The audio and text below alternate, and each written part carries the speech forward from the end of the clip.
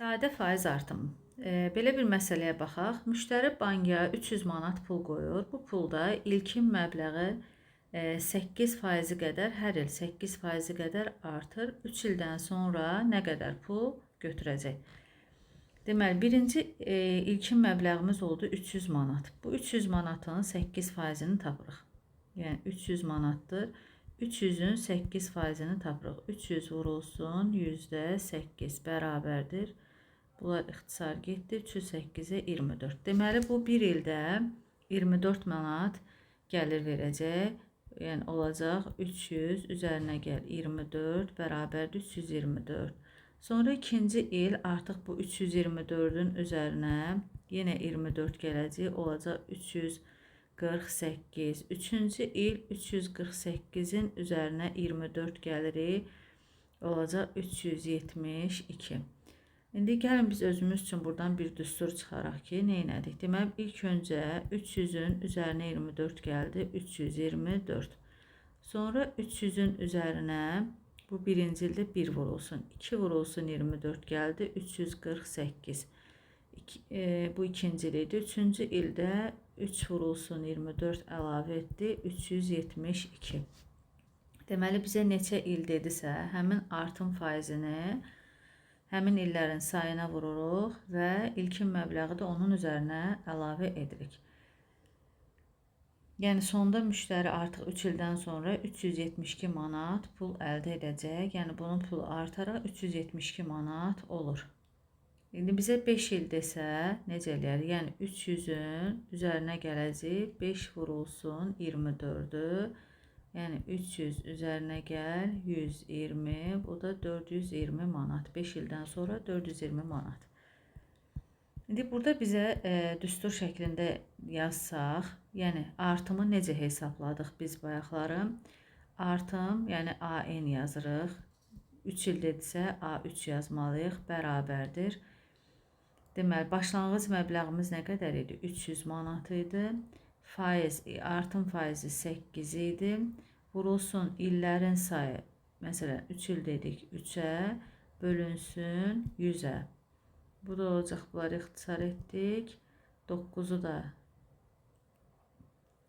8-ə 72. Bu oldu bizim artımımız. 3 ildən sonraki artım. İlkin məbləğimiz də sonraki qiymət tapmaq üçün də ilkin məbləğimiz 307, üzərinə 72 gəldi, 372. İndi 5 ildən sonraki artımı tapmaq üçün A5 yazırıq, bərabər. Başlanğıc məbləğimiz 300, 8% idi artım. 5 il dedi deyə vururuq 5-ə, bölünsün 100. Yəni, bundan bunu ixtisar elədik. 40-ı da 3-ə vurduq, 120. Deməli, bizim sondakı məbləğimiz 300-ün üzərinə 120 gələcək, 420. Yəni, düsturla da yaza bilərsiniz, düsturdan istifadə edərək, düstursuz da bu məsələni həll edə bilərik. Yəni, AN bərabərdir, S0 ilkin başlanğıc məbləğdir, R hansı faiz artım nə qədər artıbsa o, N illərin sayıdır, 100-də, yəni faizini tapmaq üçün ona görə 100-ə böldük. Keçək məsələlərimizə. Müştəri bank hesabına illik artım faizi 10% olmaqla 5000 manat pul qoydu. 2 ildə artım, bizdən sadəcə artımı soruşur. Yəni, 2 il dedi deyə yazmalıyıq. A variantında A2 bərabərdir. 100 qalır. İlkin məbləğimiz 5000 idi. Vurulsun, artım faizi 10-dur. İldə 2 dedi deyə 2 vururuq. Bu da bərabərdir. Hər ikisindən 2 dənə sıfırı sildik. 500 vurulsun 2, bu da oldu 1000. Deməli, artım 2 ildən sonra 1000 manat olacaq. Və ya bunu necə əldə eləyərdik? 5000-in 10%-ni tapırıq. 5000 vurulsun %10. Əgər düstur yadımızdan çıxıbsa. 10%-ni tapdıq. Bu oldu 500. Bu 1 ildədir. 2 ildə nə qədər olacaq? 2 vurulsun 500 bərabərdir 1000 manat. Yəni, həm düsturla və ya düstursuz da bu şəkildə yaza bilərsiniz. B variantında 3 il dedi deyə A3 bərabərdir 5000 vurulsun artım faizimiz 10 vurulsun il bölünsün 100. Yəni, 2 sıfır sildik. 1500. Bəli, burada da görürdük ki, artımımız 500 idi deyə. Bax, bununla da həll etsək, 10%-ni tapdıq 500. 500-ü də vurarıq 3-ə, yenə də 1500 almış olaraq. Sonra C variantında 6 il dedi deyə A6 bərabərdir. 5000 vurulsun 10 vurulsun 6 bölünsün 100. 3000. D variantında 8 il. A8 bərabərdir. 5000 vurulsun 10 vurulsun 8 bölünsün 100. Bu da 4000. Yəni, bayaqki tapdıqlarımızı biz artım faizini tapmışdıq 500. 500-ü 6-ya vurarıq 3000. 500-ü 8-ə vurarıq 4000. Yəni, bu şəkildə də düstursuz yaza bilərsiniz. 5-ci məsələdə artımdan sonraki məbləği tapın deyir. Artıq biz ilkin məbləği də onun üzərinə gəlməliyik. Deməli, ilkin məbləğ 4000 manat A bəndində. Necə dedik? 2 il dedi deyə A2 bərabərdir. İlkin məbləğ 4000 vurulsun.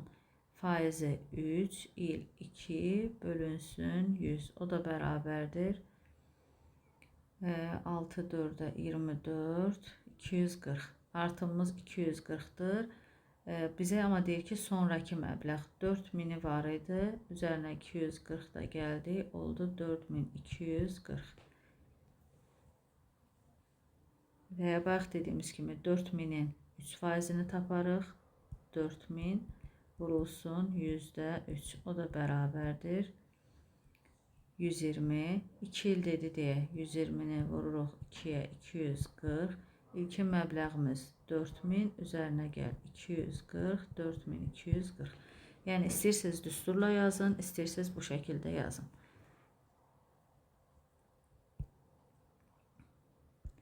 B bəndində 5000 vurulsun.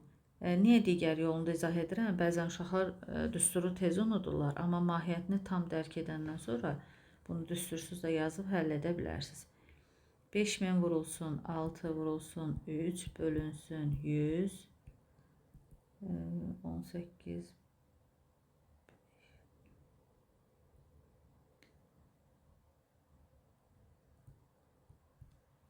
doldu 800. 18'i 5'e vurduk 80, yanında böyle 800. O da 5000'in üzerine 800 əlavə edirik, olacaq 5800. C bəndində illik artım faizi 5%'dir. 3000'dir məbləğimizdə. 3000 vurulsun 5 vurulsun 4 bölünsün 100. Hər ikisindən 2 sıfırı sildik. 20'ni 3'ə 60, yanında da bir 600. Demək, ilkin məbləğimiz də 3000 idi. 3000'in üzərinə 600 gəldik. 3600.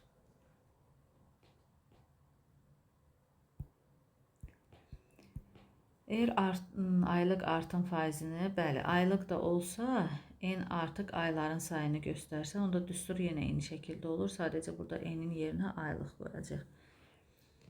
Mağazada məhsullar müəyyən müddətə möhlətlə satılır. Hər ay məhsulun ilkin məbləğinin müəyyən faizini ödəməklə növbəti aya qalan borc hesablanır. Alıcının göstərilən müddətlərdə uyğun borcunu tapın. Burada artıq çıxacaq da ilkin məbləğdən borcu tap deyir deyə. Yenə düsturdan istifadə edərək artım faizini tapa bilərik. Sonra ümumi məbləğdən də onu çıxsaq, biz məsələmizi həll etmiş oluruq. Yəni A variantında artım faizini tapsaq, 1500 vurulsun 8 vurulsun 10 bölünsün 100.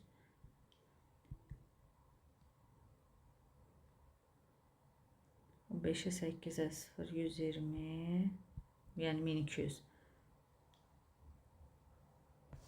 10 aydan sonra 1200. Qalan borcu da nə qədər olacaq? 1500 idi. 1200'ünü artıq ödəyib deyə qalanında olacaq 300. Yəni A variantında cavabımız 300. B-də ilkin məbləğ 5000 vurulsun 15 vurulsun 6 bölünsün 100. Bu 90, 90 da vururuq 50-yə, 4500. Deməli 5000 var idi, 4500-ünü ödədi, qaldı 500 manat. Birinci 300, ikinci 500. C bəndində 10.000 manat var idi, 10.000, 20 faizli, 20 vurulsun 4 bölünsün 100. Hər ikisindən 2 sıfırı sildik. 8000, qalan borcu da 10.000-dən də çıxırıq 8000-i, qaldı 2000.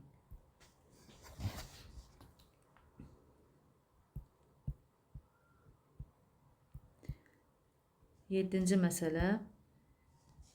Televizorun qiyməti 1000 manatdır.